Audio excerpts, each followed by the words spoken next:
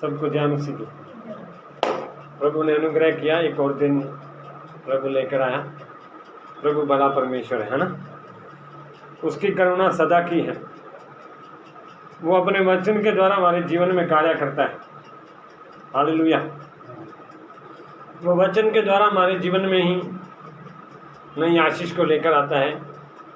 अगर मैं बाइबल में बताऊं तो अगर ध्यान से सुने, इसी वचन के द्वारा सृष्टि हुई, वही वचन के द्वारा परमेश्वर हमें इस दुनिया में लेकर आया। वचन के द्वारा ही उसने हमारे जीवन में आज्ञाकारिता को लेकर आया। वही वचन हमारे जीवन में जब हमने अन्न आज्ञाकारिता को तोड़ा तो हमारे जीवन में पापों को लेकर आया, श्रापों को लेकर आया। और जब इस वचन के द्वारा हमें कोई दुनिया में रहकर कोई भी छुटकारा नहीं था, तब उस परमेश्वर ने अपने पुत्र को अपने वचन के द्वारा इस पृथ्वी पर भेजा। और बाइबल बताती है वचन देहधारी हुआ। जब वचन देहधारी हुआ तो उसने अनुग्रह और सच्चाई से परिपूर्ण होकर हमारे बीच में क्या किया? डेरा कर दिया। डेरा किया। वही वचन मनुष्यों के बीच में रहा। उसी वचन के द्वारा चंगाई हुई, उसी वचन के द्वारा छुटकारा हुआ, उसी वचन के द्वारा बदलाव हुआ, उसी वचन के द्वारा जो लोग टूटे हुए थे उनको एक किया परमेश्वर ने। उसी वचन के द्वारा मुर्दे जिंदा हुए, उसी वचन के द्वारा कोढ़ी चंगे हुए, उसी वचन के द्वारा परमेश्वर अपने अनुग्रह के द्वारा उस वचन में बलवंत हुआ। और बाइबल बताती है, पवित्र शास्त्र के अनुसार वही वचन हमारे लिए मारा गया, गाड़ा गया, और पवित्र शास्त्र के अनुसार मुर्दों में से तीसरे दिन जी उठा। जब वही वचन जब जी उठा तो वो वचन जब इसको मृत्यु भी नहीं रोक पाई, तो वचन को इस दुनिया में लाने के लिए पवित्र आत्मा के द्वारा वो वचन हमारे अंदर आ गया। और बाइबल बताती है कि तुम परमेश्वर का मंदिर और परमेश्वर का आत्मा तुम्हें वास करता है। जब पवित्र आत्मा के द्वारा वचन हमारे अंदर कार्य किया तो उस वचन ने हमारे अंदर आके जीवन को बदला, न कि किसी धर्म को बदला, न किसी जाति को बदला।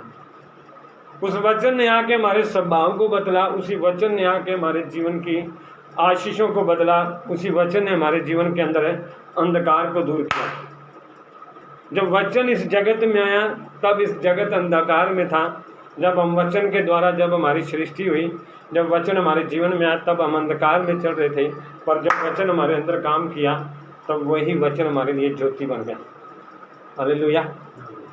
उसी वचन को पुराने नियम में भी लोगों ने इनकार किया, उसी वचन को नए नियम में भी लोगों ने इनकार किया, उसी वचन को लोग आज भी इनकार करते हैं। पुराने नियम में लोगों ने इनकार किया, उनके ऊपर आशीष और श्राप दोनों आए। और नए नियम में लोगों ने इनकार किया तो उन्होंने अपने जीवन में परमेश्वर की आशीष को खो दिया। आज लोग इनकार कर रहे हैं तो आज लोग जीवन को खो रहे हैं। इसी कारण आज दुनिया के अंदर पाप, गुनाह, लड़ाइयाँ, झगड़े, पति पत्नी के रिश्ते ठीक नहीं हैं। लोगों का जो मन में आ रहा है वो कर रहे हैं। अपने आप को बहलाने के लिए लोग नशे का सहारा लेते हैं। कई जवान आज नशों में पड़े हुए हैं, पाप में फंसे हुए हैं। उन्हें लग रहा है कि जो कुछ हम कर रहे हैं वो सब कुछ ठीक है। पर मेरे प्रिय, जब वचन हमारे अंदर आता है वो ज्योति को लेकर आता है कि जो जीवन हम जी रहे हैं वो पाप का जीवन है। आज लोगों को पता है कि आज्ञा माननी चाहिए, आज लोगों को पता है कि गलत काम नहीं करने चाहिए, आज लोगों को पता है कि गुनाह नहीं करने चाहिए, किसी से झगड़ा नहीं करना चाहिए, गलत काम नहीं करने चाहिए। फिर भी लोग वही गलत काम करते हैं क्योंकि उनके अंदर अंधकार फैला हुआ, न कि ज्योति है। पर जब ये वचन हमारे जीवन में आता तो वो ज्योति को लेकर आता है, जो हमें प्रकट करता है कि जो मुझे बताया गया वो मुझे नहीं करना। हालेलुया। यही वचन हमारे अंदर वो जीवन को लेकर आता है जो हमारे द्वारा मतलब भी कई लोगों के लिए आशीष का कारण बनता है। और एक बात और बताऊं तो इसी वचन को ख़त्म करने के लिए हजारों आए, हजारों गए। आज तक ना कोई मिटा पाया, ना इसे ख़त्म कर पाया। कईयों ने विरोध किया, कईयों ने इसको खिलाफ बोला।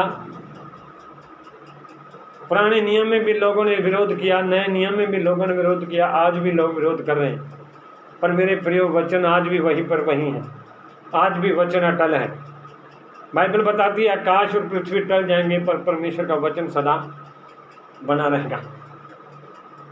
उसी वचन के द्वारा ही परमेश्वर, आज मैं आपको एक कुछ बातों को बताना चाहता हूँ। एक बाइबल में एक ऐसा मनुष्य है जो उस वचन को लेकर इतना विरोध कर रहा था, उसे लग रहा था कि मेरे जीवन में जितना भी हो सके मैं उस वचन को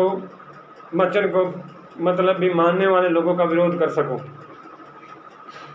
पर मेरे प्रियो, वो बंदा ये बोल रहा था कि मैं वचन सुनने वालों का विरोध नहीं कर रहा, पर उस परमेश्वर का विरोध कर रहा हूं जिस परमेश्वर ने मुझे बनाया है।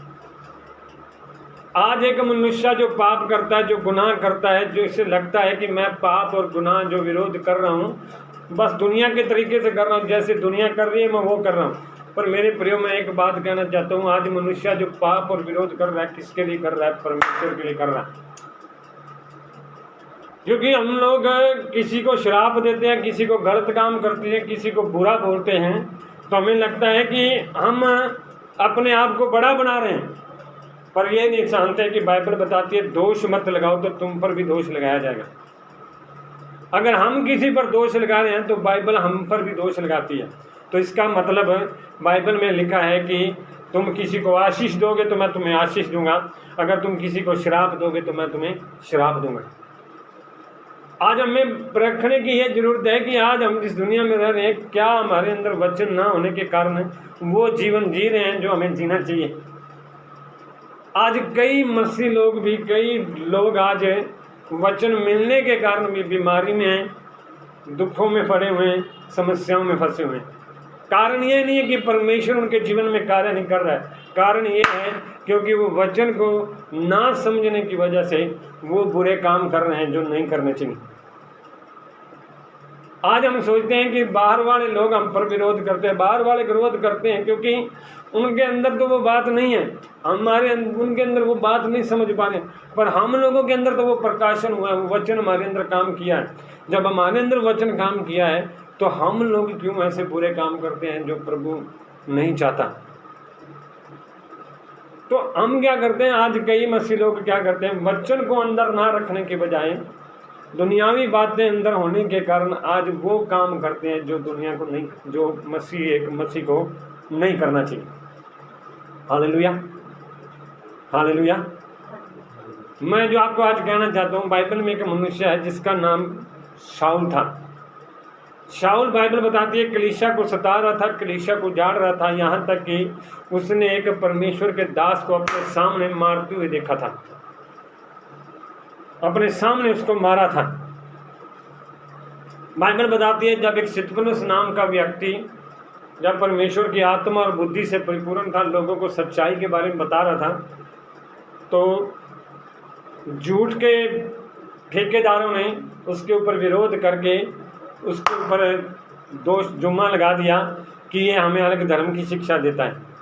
हम धर्म को लेकर बीच में आ जाते हैं पर ये नहीं समझते कि वो सामने वाला बंदा कह क्या रहा है। इसी वजह से उस लोगों ने स्तिफनुस के ऊपर क्या करना शुरू कर दिया, पथराव करना शुरू कर दिया। और बाइबल बताती है जब लोग पथराव कर रहे थे तो स्तिफनुस उनका जवाब नहीं दे रहा था, पर वो स्वर्ग की ओर देखकर ये बोल रहा था, हे पिता, इनके पाप को क्षमा कर, ये नहीं जानते ये क्या कर रहे हैं। इसलिए प्रभु उस स्तिफनुस को जब पत्थर मारे जा रहे थे, और बाइबल बताती है कि उस बंदे ने ये नहीं कहा कि जितना मैंने किसी का गुनाह किया, जितने लोग मेरे को पत्थर मार रहे हैं उनका ऊपर दोष हो, पर वो कह रहे हैं, हे पिता, मैं अपनी आत्मा को तेरे हाथ में सौंपता हूँ। और वो शाऊल वहाँ पर खड़ा हुआ, उसको मार रहा था। जब मारे जा रहा था, जब वो बंदा मर गया तो बाइबल बताती है अगले ही अध्याय में शाऊल ने अपना अत्याचार करना शुरू कर दिया। जब शुरू कर दिया, वो लोगों को सताया जा रहा है, लोगों को जो मन में आ रहा कहे जा रहा है, जो उसका जी कर रहा है, जो जिसके लिए, चाहे वो परमेश्वर के लोग हैं चाहे कोई भी है, उनका जो मन किया जा रहा है वो करे जा रहा है। बच्चों को, बूढ़ों को, नौजवानों को, बुजुर्गों को, सबके साथ ये काम किया करा जा रहा है। पर एक दिन क्या हो गया मेरे प्रियो, हम कितने भी बुरे काम करें, याद रखना एक दिन हमें उसका न्याय देना पड़ेगा। जब ये शाऊल का न्याय एक दिन आया तो जब वो पूरे उत्साह के साथ, पूरे आनंद के साथ जा रहा था कि मैं इन लोगों के साथ कुछ कर दूँ, मैं मसीह लोगों को मार दूँ, ख़त्म कर दूँ, तो एक दिन क्या हुआ, वो जा रहा था तो बाइबल बताती है दमिश्क में उसको सामने यीशु खड़ा हुआ मिल गया। जब यीशु आया तो उसने ये नहीं बोला तू मेरे लोगों को सता रहा है, उसने ये नहीं बोला तू कितने पाप कर रहा है, उसने ये नहीं बोला कि तू कितने गलत काम कर रहा है, उसने ये नहीं बोला कि तू कितने बुरे काम कर रहा है, सिर्फ उसने ये बोला तू मुझे क्यों सता रहा है। हालेलुया। मेरे प्रियो, जब वचन का प्रकाशन हमारे पास आता ना तब हम समझ पाते हैं कि ये काम जो बुरे कर रहे हैं हम किसके खिलाफ कर रहे हैं। जब पहली बार वो शाऊल के अंदर परमेश्वर का वचन आया तो पहला वचन यही आया, तू मुझे क्यों सता रहा है। आज हमें भी आज जांचने की जरूरत है कि कहीं हम भी तो नहीं परमेश्वर को सता रहे हैं, कहीं हमारे काम भी तो नहीं ऐसे हो रहे हैं कि हम परमेश्वर को सता रहे हैं। बाइबल बताती है कि वो बंदा प्रभु यीशु मसीह से कह रहा तू मुझे क्यों सता रहा है। जब ऐसी बात आई तो बाइबल बताती है वो बंदा 3 दिन तक उसकी आंखें बंद हो गई, वो शांत हो गया, ऐसे गुप्त अंधेरे में बैठ गया कि मैं आज तक जो कार्य कर तो रहा था दुनिया के लिए, पर ये आज समझ में आया कि मैं कर रहा था परमेश्वर के विरुद्ध। इसलिए वो अपने वचन के द्वारा जब उसका जीवन बदल गया, परमेश्वर ने उसके जीवन को आशीष देना शुरू कर दिया। वो इतना पैसे वाला था, इतना उसके पास अच्छी गाड़ियाँ थी, अच्छी व्यवस्था थी, ज्ञान बहुत था, दुनिया की बहुत तादाद में सब कुछ था उसके पास है। पर जब मसीह के पास आया तो वो कहता है कि अब मैं नहीं जीवित रहा पर मसीह मुझ में जीवित है। क्योंकि उसे एक बात समझ में आ गई कि मैं दुनिया में सब कुछ मेरे पास होने के बाद भी अगर मैं सारी बुराइयां परमेश्वर के विरुद्ध कर रहा हूं तो मेरा सब कुछ मेरे पास होने का कोई फ़ायदा नहीं। इसलिए उसने सबको त्याग कर क्या कर दिया, परमेश्वर के सामने समर्पण करके बोला कि अब मैं नहीं, मेरा मसीह यीशु जीवित है। वही अपनी गवाही को बाइबल के अनुसार है, वही पौलुस अपनी गवाही को एक लड़का है, जवान लड़का जिसको बता रहा है, जिसका नाम तीमुथियुस है। बाइबल बताती है कि वो तीमुथियुस एक ऐसा लड़का है जिसकी वो खुद मसीह को कम मानता है, पर वो खुद मसीह को मानता है, उसकी दादी भी मानती है, उसकी नानी भी मानती है, उसका परिवार भी मानता है। वो विश्वास उसके अंदर आया, जब वो विश्वास उसके अंदर आया तो उसने उसी विश्वास के आधार पर अपने आप को सेवकाई के लिए जब जवानी में समर्पण कर दिया, तो समर्पण करने के बाद उसे एक कलीसिया दी गई, जहाँ पर कलीसिया के लोग एक दूसरे का विरोध करने वाले थे, एक दूसरे के साथ लड़ाई झगड़ा करने वाले थे। तो उनके बीच में खड़ा होकर पौलुस तीमुथियुस को एक गवाही देता है। मैं उसे वचन में पढ़ना चाहूँगा। पहला तीमुथियुस उसका 1 अध्याय का 12, 13 और 14 वचन। फर्स्ट तीमुथियुस चैप्टर 1 का 12, 13 और 14। मैं अपने प्रभु यीशु मसीह का जिसने मुझे सामर्थ्य दी है धन्यवाद करता हूँ कि उसने मुझे विश्वास योग्य समझकर अपनी सेवा के लिए ठहराया। मैं तो पहले निंदा करने वाला और सताने वाला और अंधेर करने वाला था, तो भी मुझ पर दया हुई, क्योंकि मैंने ये अविश्वास की दशा में बिन समझे बुझे ये काम किए थे। और हमारे प्रभु का अनुग्रह उस विश्वास और प्रेम के साथ है जो मसीह यीशु में है, बहुत आयास से हुआ। हालेलुया। पौलुस उस तीमुथियुस को कह रहा है कि मैं उस प्रभु का धन्यवाद करता हूँ जिसने मुझे वो सामर्थ्य दी उस पाप से बाहर निकलने के लिए, और मैं धन्यवाद करता हूँ कि उसने मुझे अपना विश्वास योग्य समझा। दुनिया में कोई भी मेरे को विश्वास योग्य नहीं समझता था, पर इस परमेश्वर ने मुझे विश्वास योग्य समझकर अपनी सेवा के लिए क्या किया, खड़ा किया। फिर अपनी गवाही के बारे में क्या बोलता है, मैं तो पहले निंदा करने वाला किसको बोलते हैं? किसी का नाम खराब करने वाला। हम किसी का नाम खराब करने के लिए कुछ भी करने के लिए तैयार हैं, किसी की बुराई करने के लिए कुछ भी तैयार हैं। हम अपने फायदे के लिए, आज दुनिया के अंदर लोग फायदे के लिए किसी को भी कुछ भी बनाने के लिए तैयार हैं। हम नहीं जानते अगले का बैकग्राउंड क्या है, क्या नहीं है, एकदम हम उसको नीचे गिराने के लिए तैयार हैं। और बाइबल बताती है, पौलुस कहता है कि मैं पहले निंदा करने वाला था। अगर आप इसको इतिहास को पढ़ोगे तो पौलुस लड़कियों को, जवान लड़कियों को, जवान लड़कों को घसीट के लेकर जाता था, लोगों को बदनाम करता था। और सबसे ज़्यादा बदनाम किसका नाम करता था? प्रभु यीशु मसीह। कहता है कि मैं उसका नाम खराब करने वाला था। जो लोग उसको मानते थे मैं उनको सताने वाला था, मैं उनको दुखी करने वाला था। मेरे प्रियो, जब हम किसी का नाम खराब करते हैं ना, तो ये मत सोचना कि आपका नाम बड़ा हो जाएगा। इस दुनिया के तरीके से कुछ दिन आप बड़े होंगे, पर एक दिन ऐसा आपका नाम नीचे जाएगा कि आप कभी उठने वाले नहीं रहोगे। हालेलुया। हम एकदम किसी की बुराई करने के लिए 1 मिनट लगाते हैं, हम नहीं जानते उसका जीवन कैसा, कैसी वो लाइफ जी रहा है, पर एक दिन एकदम उसको बुराई करने के लिए खड़े हो जाते हैं। पौलुस ये जब से ये काम कर रहा था, सोच लो उस बंदे के पास इतनी व्यवस्था, इतनी ज्ञान है, दुनिया की बहुत सी बातें उसके पास है, फिर भी वो किसी के क्या कर रहा है? निंदा कर रहा है। इस दुनिया के ज्ञान को हमें लेकर क्या करना है? जो हमारा ज्ञान है दुनिया के लेकर दूसरों की निंदा करना सिखाता हमें। हमें इस दुनिया के ज्ञान से क्या फायदा जो हमें दूसरों की बुराई करना सिखाता है? पौलुस कहता है कि मैं निंदा करने वाला था। फिर सताने वाला। सताने वाला कौन होता है? परसिक्यूट। कहते हैं किसी को गोली मार दो वो अलग बात है, एकदम बंदा मर जाता है, पर किसी को डेली टॉर्चर करना वो सबसे खतरनाक है। आज कई मसीह लोगों को, आज कई लोग को लगता है कि हम टॉर्चर कर रहे हैं, परिवार को कर रहे हैं, पत्नी को कर रहे हैं, बच्चे को कर रहे हैं, हम किसी पड़ोसी को टॉर्चर कर रहे हैं। पर मेरे प्रियो, बाइबल के अनुसार पौलुस कहता है कि मैं उसको सताने वाला था। किसको? प्रभु को सता रहा था।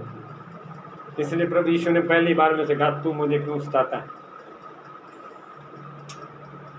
डेली टॉर्चर कर रहा था, डेली वो मौका देखता था।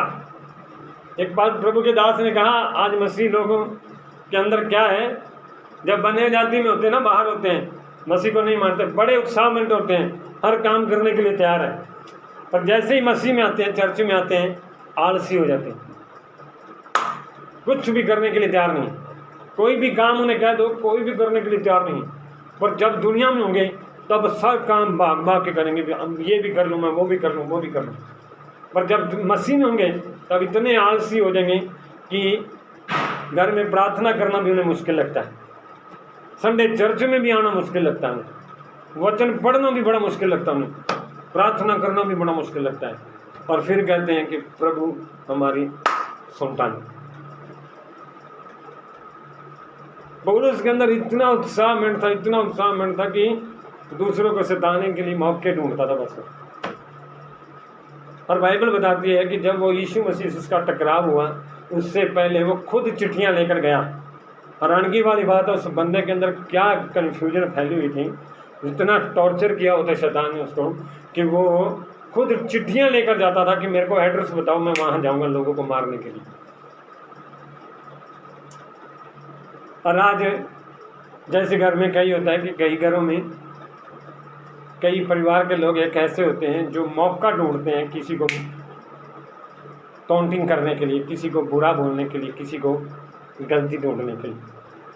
किसी ने कहा कि 6 दिन के लोग अच्छे काम नहीं देखते, 1 दिन के लोग बुराई को ढूंढ लेते हैं। सताने वाले मौका देखते हैं, कैसा मौका होगा। और पौलुस कहता है मैं तो दुनिया को सताने वाला। और तीसरा कहता है अंधेर करने वाला, धोखे में रखने वाला। होते कुछ है, लोगों को बताते कुछ है, चलते कुछ है, करते कुछ है, घर में कुछ है, बाहर कुछ है, जीते कुछ है, बताते कुछ है। इसी कारण हम लोग हैं धोखा किसको दे रहे हैं? बाइबल बताती है, मलाकी की किताब में कहता है तुम मुझे धोखा देते हो, मुझे लूटते हो। किसको दे रहे धोखा? परमेश्वर को दे रहे। और वो कहता है मैं अंधेर करने वाला था। एक बार एक पास्टर परिवार प्रचार कर रहा था, हम विश्वासी के बारे में नहीं बोल रहे। एक पास्टर प्रचार कर रहा था और उसकी पत्नी प्रचार को सुन रही थी। और प्रचार करते करते उसकी पत्नी ने बोला दूसरे पास्टर को कि पास्टर जी इसको अपने चर्च में रख लो। क्योंकि ये चर्च में पवित्र दूत हैं, घर में भूत हैं। हम दुनिया के सामने अपने आप को अच्छा बनाते हैं, पर उस परमेश्वर के सामने हम कितने अच्छे हैं वो हमें डिपेंड करता है। हालेलुया। इसलिए वो कहता है मैं अंधेर करने वाला था, धोखा देने वाला था। एक सवाल आता है कि ये बंदा करता क्यों है? क्यों करता है? क्योंकि उसके जीवन में बचपन से उसे सीखा तो होता नहीं, या उसको कोई टीचिंग तो मिलती नहीं। आजकल के लोग जो करने के लिए तैयार हैं, उन्हें टीचिंग तो कोई मिलती नहीं कि स्पेशल जाओ उसके घर को सताओ, उसकी पत्नी को सताओ, उसके बच्चों को सताओ, कोई टीचिंग तो मिलती नहीं। या हमारे बच्चे हमें सताते हैं, उन्हें भी टीचिंग तो कोई मिलती नहीं। क्यों सताते हैं? उनके अंदर ऐसा क्या होता है कि मनुष्य ऐसा काम करने के लिए तैयार होता है ना? जब हमारे अंदर किसी को सताने की लालसा, किसी की बुरा करने की लालसा, किसी के पाप करने की लालसा जब हमारे अंदर आती है, तो क्यों आती है? क्यों हम ऐसे काम करते हैं?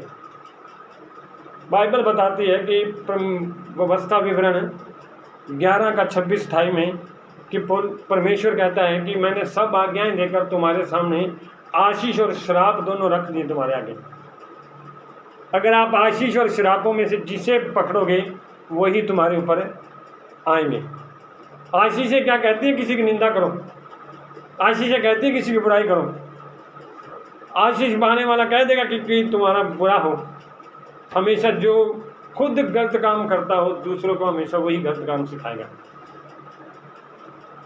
इसलिए हम लोगों ने शुरुआत से कुछ ऐसे काम किए हुए हैं जिसकी वजह से आज हम निंदा करने के लिए हमारे बच्चे, परिवार पूरा तैयार हो जाता है। मैं आपको एक छोटी सी कहानी बताना चाहता हूँ। बाइबल बताती है पुराने नियम के अंदर, जब शमूएल का किताब में लिखा है कि जब लोगों ने देखा कि न्यायों की किताब में कि कोई राजा नहीं था, वो अपनी मर्जी का जीवन जी रहे थे, तो वो आए कि शमूएल भविष्यवक्ता के पास है, उसको बोला हमें एक राजा दे जो हमारी मर्जी के अनुसार हो, जिसे हम पसंद करते हैं। तो जब ये बात आई तो शमूएल को बुरा लगा कि ये लोग आज तक मैं इनको सही से चला रहा हूँ, फिर भी ये मेरे से क्या कर रहे हैं? राजा मांग रहे हैं। तो उसने जाके परमेश्वर के सामने दुहाई दी कि परमेश्वर ये क्या करूँ, मैं इन लोगों का क्या करेंगे? तो परमेश्वर ने बोला तू चिंता मत कर, ये तेरा इनकार नहीं कर रहे परंतु मेरा इनकार कर रहे हैं। आज तक इन्हें मैं चलाता आ रहा हूँ, पर आज ये अपनी मर्जी का राजा मांग कर मुझे ठुकरा रहे हैं, न कि तुझे ठुकरा रहे हैं। इसलिए उसने बोला तू जो मांगते हैं उनको दे दे, पर जो राजा इनके पास आएगा उनको वो दुख देगा, वो परेशानी देगा, सब कुछ उसने बता दिया। पर उन लोगों ने कहा हमें कोई चिंता नहीं, पर बस हमें अपना राजा चाहिए। और जब उसने राजा मांग लिया, वो राजा कैसा था? जैसे लोग थे वैसे ही राजा उन्हें मिला। लोग भी आज्ञा तोड़ने वाले थे, राजा भी आज्ञा तोड़ने वाला बोला। परमेश्वर के दास शमूएल ने कहा कि जब तक मैं ना कहूँ तू होमबलि मत चढ़ाना। पर वो बंदा वेट कर रहा है। जब शमूएल थोड़ा लेट हुआ, उस बंदे ने पहले ही होमबलि चढ़ा दी। और बाइबल बताती है आज्ञा मानना बलिदान चढ़ाने से उत्तम है। जब उस शाऊल राजा ने आज्ञा तोड़ दी तो फिर उसके बाद परमेश्वर के सामने फिर परमेश्वर ने उसको बोला, उसने परमेश्वर की भी आज्ञा तोड़ दी। और वही परमेश्वर क्या बोलता है? मैं इसे राजा बना के पछताता हूँ। जब उसने राजा बना के पछताया तो उसने बोला कि अब दूसरा राजा मेरी मर्जी के अनुसार होगा। पहले राजा लोगों ने मांगा था, मैंने वो दिया, अब लोग करा रहे हैं, अब मैं राजा जो दूंगा अपनी मर्जी के अनुसार दूंगा। वो राजा उसकी मर्जी के नाम था जिसका नाम था दाऊद। बाइबल बताती है दाऊद एक ऐसा शक्तिशाली और सामर्थ्य बुद्धिमान राजा था कि उसके अंदर परमेश्वर का ऐसा सामर्थ्य था कि जो भी वो कार्य करता था पूरा होता था। हर एक कार्य को वो करने के लिए तैयार हो जाता था। जिस जगह पर गया, जिस जगह पर उसने मतलब भी जंग लड़ी, चाहे कुछ भी काम किए, परमेश्वर उसे सफल करता रहा। इसलिए उसने भजन संहिता में खुद कहा कि उसके वचन पर, उसकी व्यवस्था पर दिन रात ध्यान लगाए रखना, तो वो तुम्हारे सब कामों को क्या करेगा? सफल करेगा। इसलिए वो जहाँ पर भी जाता था सफल होता था, सफलता मिलती थी। तो एक दिन क्या हुआ कि जब राजा के लोग जंग लड़ने के लिए गए तो राजा खुद छत पे टहल रहा था। जब छत पे टहल रहा था तो सामने एक औरत को देखकर वो व्यभिचार के पाप में गिर गया। मैं क्वेश्चन पूछ रहा था कि परमेश्वर इतना बड़ा सामर्थी राजा तेरे वचन में चल रहा है, बहुत अच्छे से जीवन जी रहा है, फिर भी एकदम ये पाप में कैसे गिर गया? है ना? अगर सवाल उठता है ना कि इतने काम करने वाला, अच्छे काम करना, फिर भी ये पाप में कैसे गिर गया? तब मुझे परमेश्वर ने एक बात की, भजन संहिता 51 का 1 और 2 में। उसमें दाऊद क्या कहता है अपनी भजन संहिता 51 1 और 2 में लिखने के बाद कि हे परमेश्वर, तेरी करुणा के अनुसार मुझ पर अनुग्रह कर, अपनी करुणा के अनुसार मुझ पर अनुग्रह कर, अपनी दया के बड़ी दया के अनुसार मेरे अपराधों को मिटा दे, मुझे भली भांति धोकर मेरा अधर्म शुद्ध दूर कर और मेरा पाप छुड़ाकर मुझे शुद्ध कर दे। हालेलुया। दाऊद क्या प्रार्थना कर रहा है? जब उससे ये पाप हो गया, पाप होने के बाद जब नत्तान नबी आया कि तूने एक पाप कर दिया, तो उसी वक्त उसने घुटने पर आकर परमेश्वर से माफ़ी मांगी। तो परमेश्वर से माफ़ी मांग के क्या कर रहा है? मेरे अपराधों को मिटा दे। अपराध उसने खुद नहीं किया, खुद नहीं किए पाप। कई बार आज बच्चे खुद पाप नहीं करते, खुद कन्फ्यूज में है कि मैंने ऐसा कौन सा गुनाह कर दिया, मैंने ऐसी कौन सी गलती कर दी है जिसकी सज़ा मुझे मिल रही है। पर मेरे प्रिय, दाऊद ने ऐसा कुछ गुनाह नहीं किया था, वो समझ चुका था। उसे पवित्र आत्मा ने सिखाया कि मेरे अपराधों को मिटा दे। अपराध कौन से थे? उसकी 5वीं पीढ़ी से पहले अगर बाइबल में आप देखोगे तो जो उसकी दादी परदादी थी, उसका नाम राहब था, जो एक वेश्या थी। उसी वेश्या औरत का श्राप दाऊद के ऊपर आया। जब दाऊद के ऊपर आया तो दाऊद साथ के साथ पाप में गिर गया। मेरे प्रियो, आज कई लोग जो पापों में, गुनाहों में फंसे, उसका कारण ये नहीं है कि उन्हें शैतान इस्तेमाल कर रहा है, पर उन्हें शैतान ऐसे गड्ढे में फंसा के बैठा हुआ, उन्हें भी खुद नहीं पता हम क्या कर रहे हैं, क्या नहीं कर रहे हैं। इसलिए दाऊद कहता है मेरे अपराधों को मिटा दे।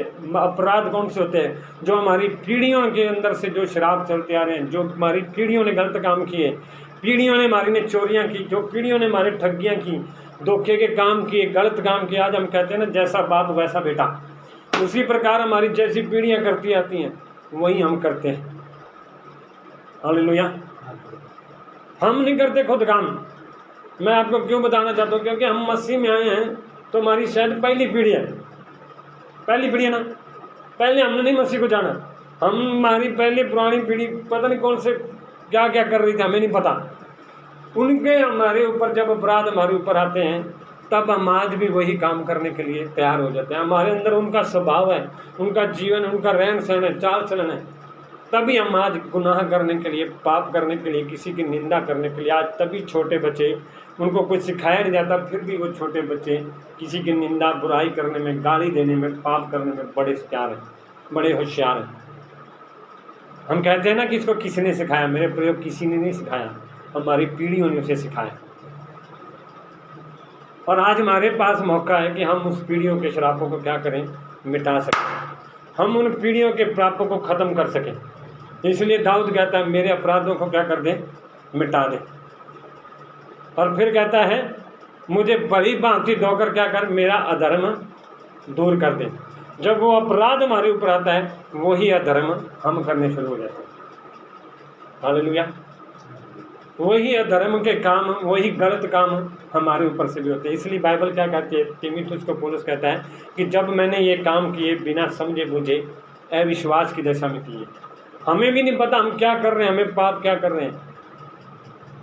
पर जब दाऊद ने इस बात का प्रकाशन देखा, तब उसे समझ में आया कि मेरे पाप नहीं है, पर मेरे पीढ़ियों के पाप हैं, पीढ़ियों के श्राप हैं। इसलिए वो क्या कहता है?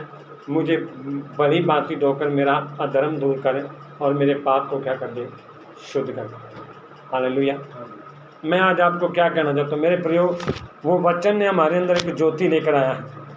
उसी वचन के द्वारा हमारी आंखें खुली हैं। तो पौलुस कहता है कि इसी कारण मुझ पर दया हुई है, क्योंकि मैंने ये काम बिना समझे बूझे किए थे। मेरे प्रियो, जो हम काम कर रहे थे पहले, हम बिना समझे बूझे कर रहे थे।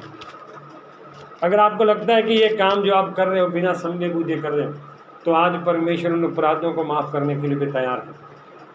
क्योंकि पौलुस कहता है और हमारे प्रभु का अनुग्रह उस विश्वास और प्रेम के साथ बहुत याद से हुआ है।